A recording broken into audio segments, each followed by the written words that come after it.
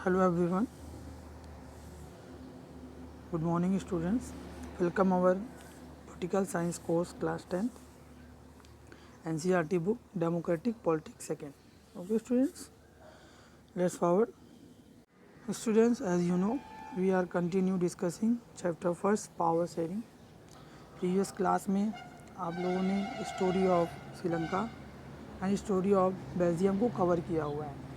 तो एनसीईआरटी के टॉपिक्स को कवर करते टॉपिक्स को कंटिन्यू कवर करते करते हम लोग अदर टॉपिक्स को भी कवर कर रहे हैं जो आपके नॉलेज के लिए बहुत ही ज़्यादा इम्पोर्टेंट है.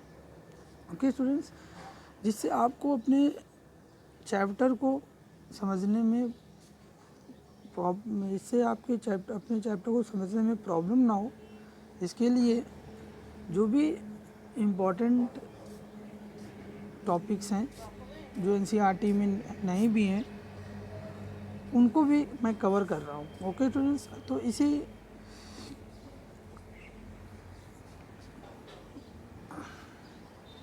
स्टूडेंट्स अपनी जर्नी को एक बार फिर से स्टूडेंट्स अपनी जर्नी को एक बार फिर से स्टार्ट करते हैं और पावर शेयरिंग जो हमारा चैप्टर कंटिन्यू चल रहा है उसको और भी डिस्कस करते हैं. आज का जो लेक्चर होगा वो पूरी तरह से लिट्टे और जो लिट्टे का जो इम्पैक्ट पड़ा इंडियन पॉलिटिक्स में उस पर फोकस रहेगा. उसके बाद हम लोग एकोमोडेशन पढ़ेंगे, यानी जो सुधार हुए बेल्जियम और श्रीलंका में क्या डिफरेंस था. बेल्जियम ने कौन सा मॉडल अडॉप्ट किया एकोमोडेशन यानी सुधार का, और श्रीलंका ने किस तरीके का मॉडल अडॉप्ट किया. तो स्टूडेंट्स टुडे का जो टॉपिक होगा आपको बहुत ही अटेंशनली फोकस्ड होकर वॉच करना है. ओके स्टूडेंट्स, और उसको लिसन करना है. तो let's start now. About me students, I am Shashi Mitra Maurya, faculty of social science at TD public school Aliganj Etah. Let's forward law. So students, हम लोगों का जो टॉपिक चल रहा था वो लिट्टे पर चल रहा था. लिट्टे का full form liberation of Tamil tigers इलम.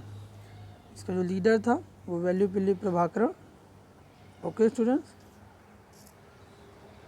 वेल्लुपिल्ली प्रभाकरन इनके लीडर थे. इनकी जो आइडियोलॉजी थी वो बहुत ही ड्राइवन थी. सेशनिस्ट लगातार सेशंस की बात कर रहे थे कि एक सेपरेट नेशन की बात कर रहे थे. ठीक है, सेशनिस्ट डिमांड थी इनकी. इनका जो ऑर्गेनाइजेशन था वो बहुत ही डिसिप्लिन था. इनके जो वॉलेंटियर्स की जो ट्रेनिंग होती थी बिल्कुल फोर्स की तरीके, एक सेना की तरीके लिट्टे के कैडर को ट्रेन किया जाता था. इसमें मेंस और वुमेंस दोनों होती थी, उनको भी ट्रेनिंग दी जाती थी. इनकी आइडियोलॉजी इतनी ड्राइविंग थी कि स्टूडेंट्स इनसे जो इनके जो कैडर के जो वॉलेंटियर्स थे या इनके कैडर के जो सोल्जर्स थे उनसे हमेशा यही बोला जाता है कि आपको कभी अरेस्ट नहीं होना है. अगर आप अरेस्ट हो रहे हैं तो आप अपने पास ये साइनाइड की गोली रखते थे और उसको तुरंत ये लोग खा लेते थे, जिससे उनकी वहीं पर डेथ हो जाती थी अगर अरेस्ट होने का चांस आता था. तो ये इस तरीके से इनकी आइडियोलॉजी बहुत ड्राइवन थी. अपने ऑर्गेनाइजेशन के लिए पूरी तरह से डिवोटेड थे और अपने वर्क के लिए. सुसाइड बॉम्बिंग्स करने में ये बहुत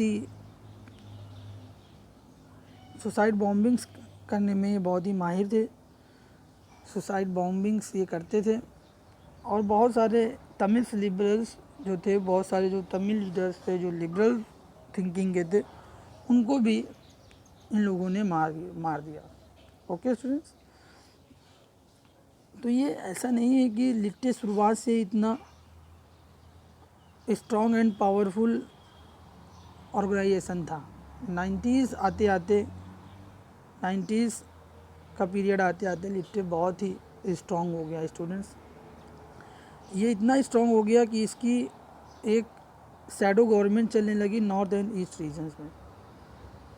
यानी कहने को तो श्रीलंका में सिंगलीज गवर्नमेंट थी, यानी 90s आते आते शैडो गवर्नमेंट हो गई नॉर्थ और ईस्ट रीजन में तमिल्स की. यानी सिर्फ कागज़ों में नॉर्थ और ईस्ट रीजन में सिंगलीज गवर्नमेंट है, जबकि एक्चुअल में वहाँ पर वर्क कर रही है लिट्टे की गवर्नमेंट. इनके पास students navy and air force wings भी थी। एयरफोर्स विंग में 4 से 6 फाइटर प्लेन्स ही थे, लेकिन एयरफोर्स विंग भी थी। नेवी इनकी बहुत ही स्ट्रॉन्ग थी। Okay students, let's forward now. ये आप इनके लीडर को देख सकते हैं।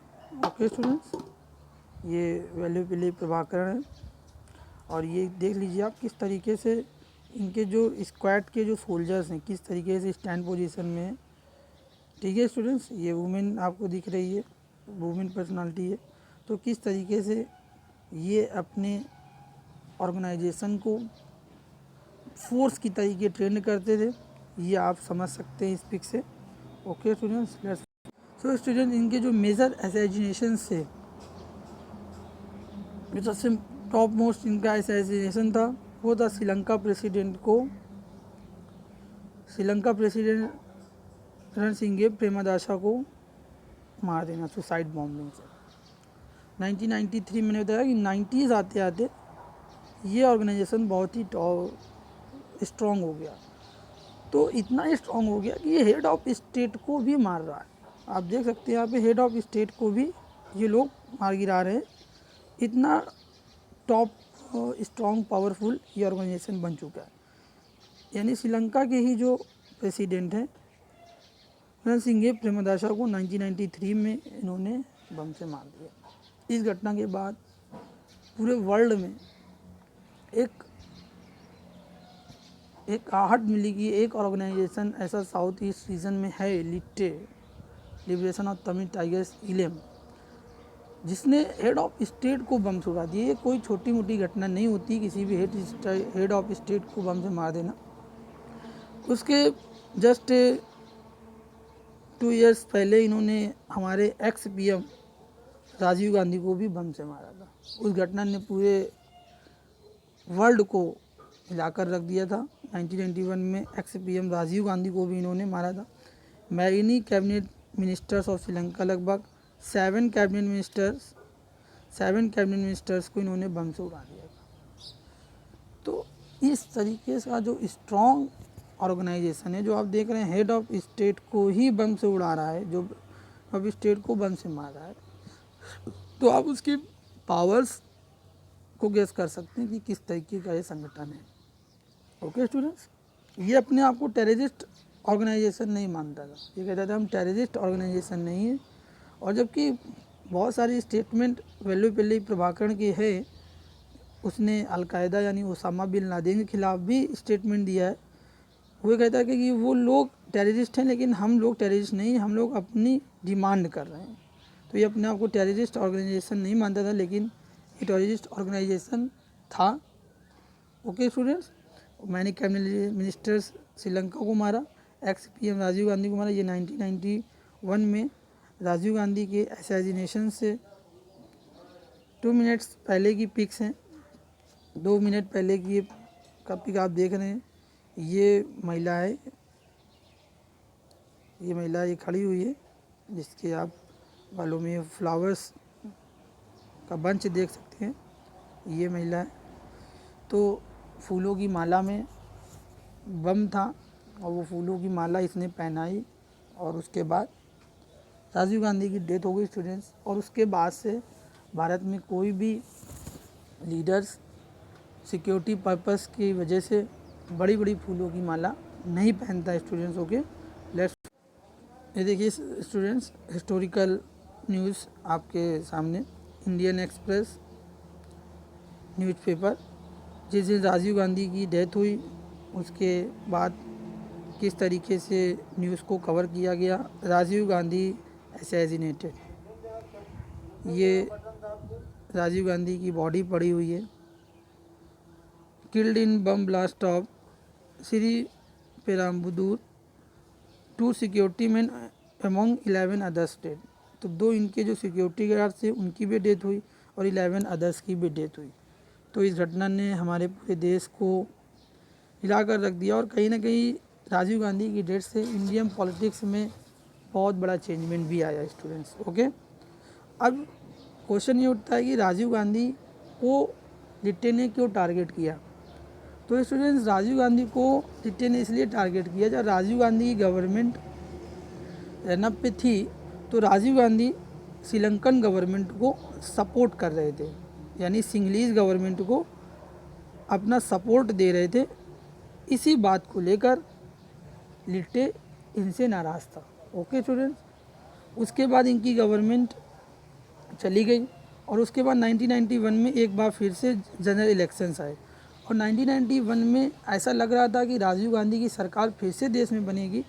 इसी टेंशन को लेकर लिट्टे ने सोचा कि अगर फिर से राजीव गांधी की सरकार बन गई तो कहीं ना कहीं राजीव गांधी फिर से श्रीलंकन गवर्नमेंट को सपोर्ट करेंगे हमारे अगेंस्ट। तो इससे बेटर है कि उनको चुनाव से पहले ही शूट कर उनको मार दिया जाए, असैसिनेट कर दिया जाए, और उन्होंने उसको किया भी। Okay students, let's forward now. So students, ये वो वुमेन है जिसको आप देख सकते हैं, ये खड़ी हुई है, ये देखिए, इसने राजीव गांधी को बम से मारा था। तो ये मैंने बताया ना, तो इनके जो ऑर्गेनाइजेशन में मेन एंड वुमेन दोनों तरीके के स्क्वाड सोल्जर्स से पुरुष भी थे, जबकि महिलाएं भी पूरी तरह से ट्रेंड थी। तो एक महिला की मदद से, वुमेन्स की मदद से हमारे एक्स पीएम राजीव गांधी को उन्होंने मार गिराया। ये आप स्टूडेंट्स रियल पीक देख रहे हैं। जस्ट ये उस समय की पीक है जब बम ब्लास्ट हो चुका था। सो स्टूडेंट्स, ये थोड़ा सी वैसी पीक है कि कुछ बच्चों को शायद थोड़ा सा उनको इमोशनली टच कर जाए, तो आप अपने पेशेंस को कंट्रोल रखिएगा। लेकिन एज अ स्टूडेंट हमें ये सब जानना बेहद ज़रूरी है। ये देखिए, राजीव गांधी की डेड बॉडी पड़ी हुई है, किस तरीके से असैसिनेशन के बाद की ये पिक आपको दिख रही है। Okay students, let's forward now. और ये उनके रिस्पेक्ट में म्यूज़ियम में देखिए किस तरीके से जो उनके क्लॉथ्स या कपड़े बचे हुए उनको म्यूज़ियम में किस तरीके से संभाल के रखा गया है, ये आप देख सकते हैं स्टूडेंट्स। ये उनके क्लॉथ्स हैं, ये उनके शूज़ वगैरह हैं। तो ये म्यूज़ियम दिल्ली में है, आप कभी भी दिल्ली जाइएगा तो आप इन चीज़ों को देख सकते हैं students. Okay, let's forward now. Students, आप पॉलिटिक्स को समझ सकते हैं। जो कहते हैं कि जब हमारे आसपास अगर आग लगी हो तो उससे कहीं ना कहीं हमें भी खतरा होता है।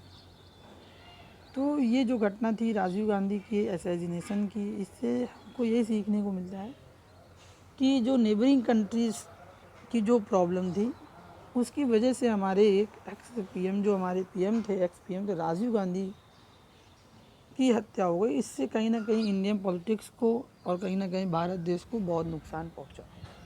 तो इसीलिए कंट्रीज़ हमेशा ये प्रयास करती रहती हैं कि देश के अंदर तो पीस हो ही, साथ ही साथ हमारे नेबरिंग कंट्रीज़ में भी शांति होनी चाहिए, क्योंकि कहीं ना कहीं उसका इम्पैक्ट पॉलिटिक्स में पड़ जाता है।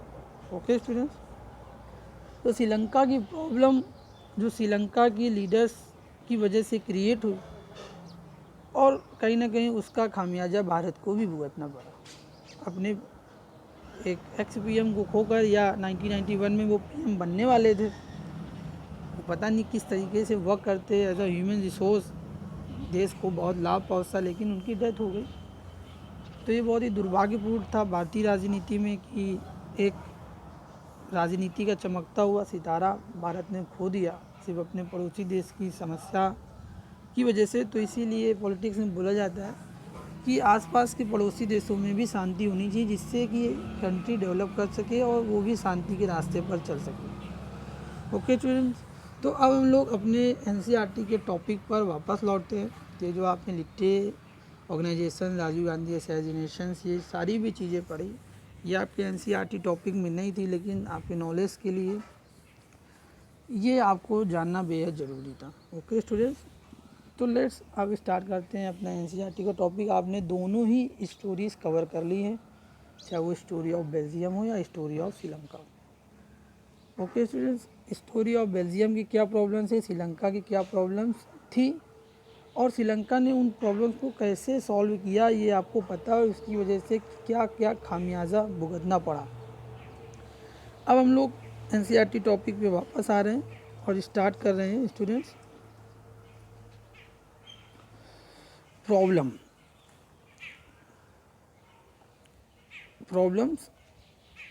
एक तरफ आपका ये इधर बेल्जियम का रहेगा स्टूडेंट्स, इधर श्रीलंका का रहेगा। Okay,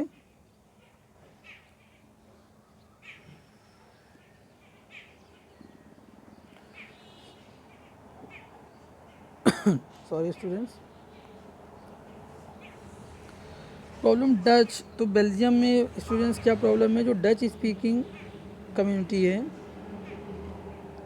Dutch speaking constituted A majority in the country but minority in the capital. तो आप जानते हैं कि जो डच स्पीक करने वाले लोग हैं वो कंट्री में मेजॉरिटी में है, लेकिन कैपिटल सिटी ब्रुसेल्स में माइनॉरिटी में। ये बेल्जियम की प्रॉब्लम थी। श्रीलंका में क्या प्रॉब्लम थी कि जो सिंहला कम्युनिटी थी इंजॉय बिगर मेजॉरिटी, सिंहला कम्युनिटी मेजॉरिटी में थी तो वो उसी मेजॉरिटी को इंजॉय करना चाह थी। वो चाहती थी कि उन्हीं का मोनोपोली हो, यानी उन्हीं का पूरी तरीके से कंट्री के रिसोर्सेज पर एकाधिकार हो। प्रॉब्लम्स यहाँ से क्रिएट होना शुरू होती हैं। Okay students,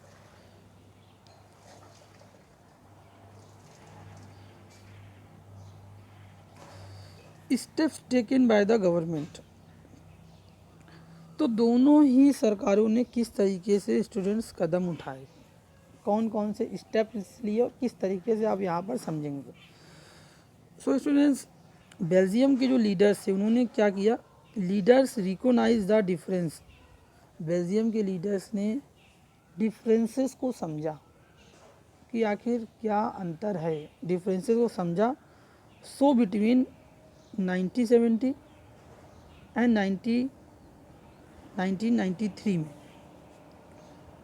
they amended there constitution 4 times, इन्होंने अपने संविधान में 4 बार बदलाव किए। क्यों ये अमेंडमेंट किए जा रहे हैं कि बेल्जियम की जो प्रॉब्लम है वो सॉल्व हो जाए, क्योंकि इनके लीडर्स ने प्रॉब्लम को रिकॉग्नाइज कर लिया है। वो जानते हैं अगर हमने इस समस्या को हल नहीं किया तो कहीं ना कहीं कंट्री में सिविल वॉर की सिचुएशन हो जाएगी, जिससे देश को बहुत ज़्यादा नुकसान पहुंचेगा। ओके स्टूडेंट्स, तो इनके लीडर्स ने बहुत ही सिंसियरिटी से, बहुत ही समझदारी से डिफरेंसेस को रिकॉग्नाइज किया और 4 टाइम्स 4 बार कॉन्स्टिट्यूशन में बदलाव किया 1970 और 1993 के बीच, यानी 1970 और 1993 के बीच में 4 बार संविधान में बदलाव किए। Okay students, so as a enable to everyone to live together, और क्यों किया, so as to enable everyone to live together, कि सभी लोग साथ में रह सकें। ओके, तो बेल्जियम में अमेंडमेंट हो रहे हैं कॉन्स्टिट्यूशन में कि लिव टुगेदर, यानी सभी लोग साथ रह सकें, और जबकि श्रीलंका में क्या हो रहा था कि वो साथ न रहने के लिए अलग अलग तरह की डिस्क्रिमिनेट पॉलिसी ला रहे थे। 1956 में सिंहला को ऑफिशियल लैंग्वेज बना दिया, जिससे और भी लोग एक दूसरे से दूर होने लगे। तो एक तरफ बेल्जियम अपने लोगों को, अपने कंट्री को, लोगों को टुगेदर कर रहा था, लिव टुगेदर की बात कर रहा था कि सभी को यूनाइट में, सभी को एकता में रहना है, सभी को साथ में रहना है। ओके स्टूडेंट्स, और सेकेंड, कॉन्स्टिट्यूशन प्रिस्क्राइब्स, और इन्होंने संविधान में जब बदलाव किए तो उनके संविधान के अनुसार that the number of Dutch and French speaking minister shall be equal in the central government. बहुत ही इम्पॉर्टेंट स्टेप इन्होंने जो लिया, ये यहाँ पे आपको दिख रहा है कि इन्होंने कॉन्स्टिट्यूशन में इस चीज़ को वर्णित किया है, इस चीज़ को इन्होंने प्रिस्क्राइब किया है कि जो सेंट्रल गवर्नमेंट बनेगी, ओके स्टूडेंट्स, जो सेंट्रल गवर्नमेंट बनेगी उसमें जो कैबिनेट होगी, क्या होगी, कैबिनेट। और आप जानते हैं कैबिनेट के बारे में तो आपने क्लास 9 में पढ़ा ही है। तो जो कैबिनेट मिनिस्टर्स जितने भी होंगे, मान लीजिए 20 कैबिनेट मिनिस्टर्स बनने हैं, तो 10 और 10 बनेंगे। ओके, मान लीजिए 10 डच के बनेंगे और 10 फ्रेंच स्पीकिंग बोलने वाले लोग बनेंगे। ओके स्टूडेंट्स, या आप यहाँ पे कह सकते हो सर जैसे 21 बने तो 21 में क्या होगा, तो 1 बन जाएगा जर्मन का। ओके स्टूडेंट्स, तो इन्होंने देखिए कितने सिंसियरिटी से, कितने इम्पोर्टेंट स्टेप्स उठाए। इन्होंने अपने संविधान में चेंजमेंट किए, कॉन्स्टिट्यूशन में अमेंडमेंट किए, संविधान संशोधन किए। 1970 से 1933 के दौरान 4 बार बदलाव किए, सिर्फ और सिर्फ कि उनकी जो जनता है वो साथ रहे। और इन्होंने संविधान में बहुत ही अच्छे से प्रिस्क्राइब किया कि जो नंबर जो कैबिनेट मिनिस्टर्स बनेंगे सेंट्रल गवर्नमेंट में, उसमें चाहे वो डच बोलने वाले लोग हो चाहे वो फ्रेंच बोलने वाले लोग हो, उनका जो नंबर होगा वो इक्वल होगा। तो दोनों ही कम्युनिटी को बैलेंस करते हुए आगे बढ़ रहे हैं। Okay students, let's forward now. अब हम इसी तरफ जब हम श्रीलंका की तरफ बात करते हैं, श्रीलंका यहाँ पे क्या कर रहा है, ये तो बेल्जियम है। बेल्जियम ने कितने अच्छे से चीज़ों को सॉल्व करना शुरू किया है अपनी प्रॉब्लम्स को। अब श्रीलंका क्या करे, सिहला जो कम्युनिटी है वो मेजॉरिटी में है, तो वो अपने आप को मोनोपोली दिखा रहे हैं, अपना पूरा एकाधिकार पूरे गवर्नमेंट में पूरे कंट्री में करना चाहते हैं। तो जो the leader of the Sinhala community, जो सिहला कम्युनिटी के जो लीडर हैं, जो नेता हैं, community adopted A series of majoritarian measures. तो मेजोरिटेरियन मीन्स होता है बहुसंख्यकवाद, ठीक है, यानी बहुसंख्यकवाद लाना, यानी जो अब संख्या में ज़्यादा हैं उन्हीं का रूल लाना, इसको बोलते हैं मेजोरिटेरियन।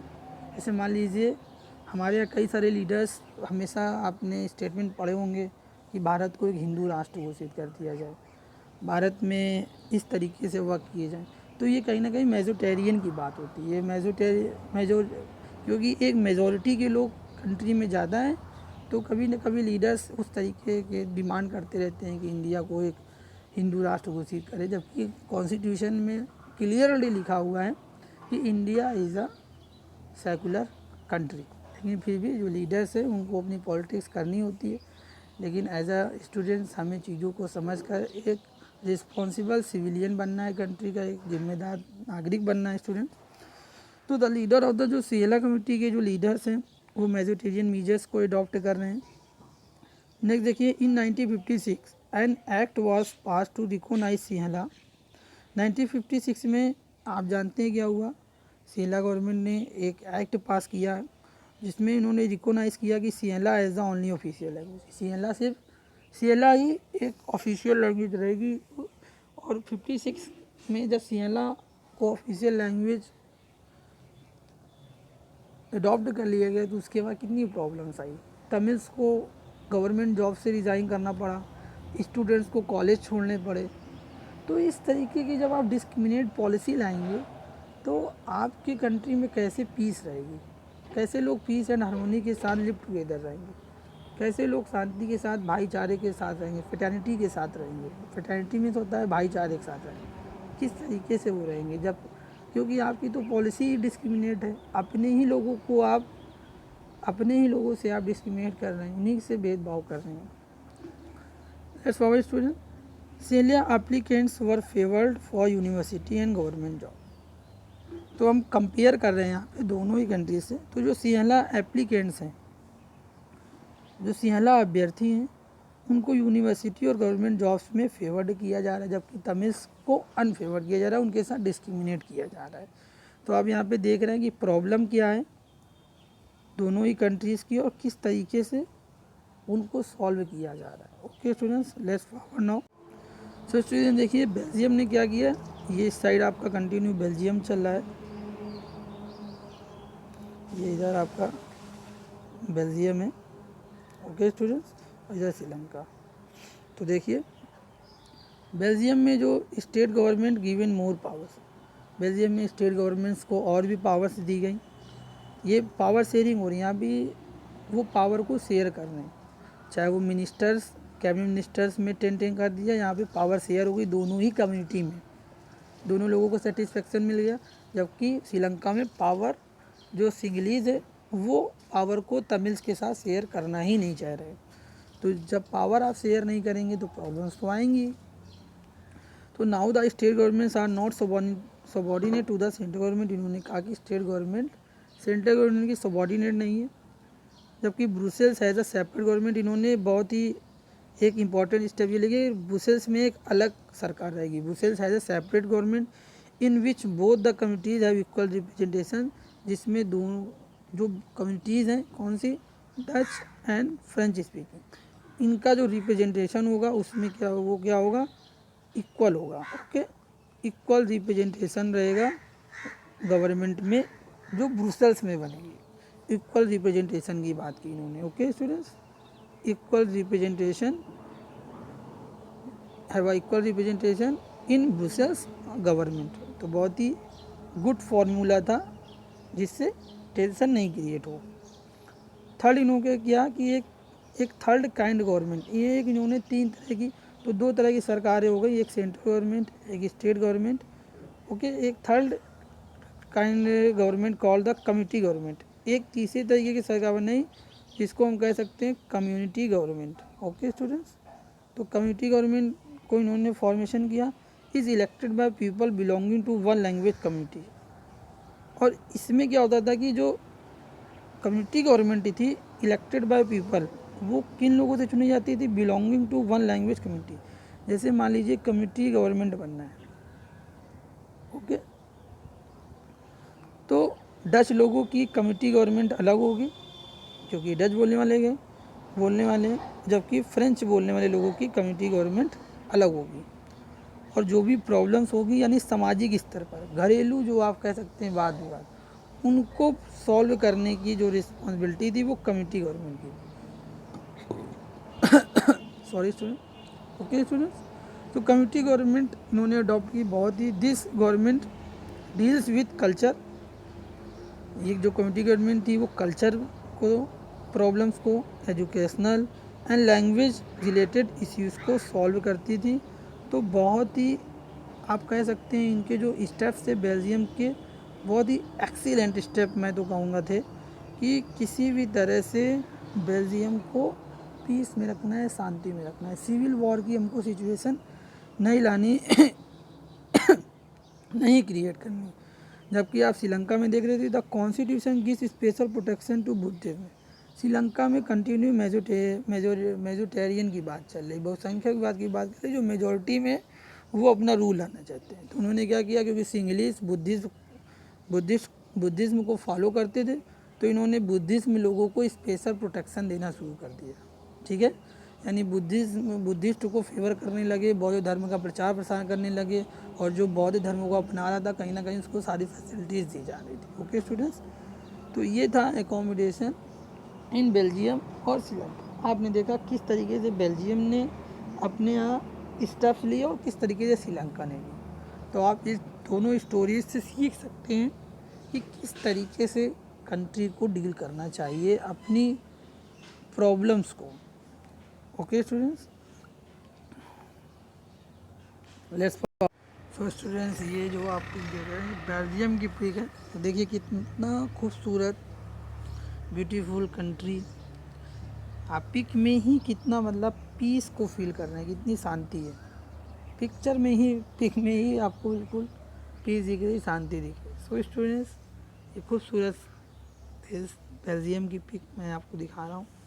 तो let's forward now student. So students, अब हम लोग नेक्स्ट लेक्चर में पावर शेयरिंग की बात करेंगे गवर्नमेंट में, इंडियन कॉन्टेक्स्ट में, कि भारत में अब हमारे देश में किस तरीके से पावर शेयर की गई हैं गवर्नमेंट में, पॉलिटिकल टाइप में। तो आप नेक्स्ट लेक्चर में आप power sharing of Indian context के बारे में पढ़ेंगे students. Okay, thank you so much students.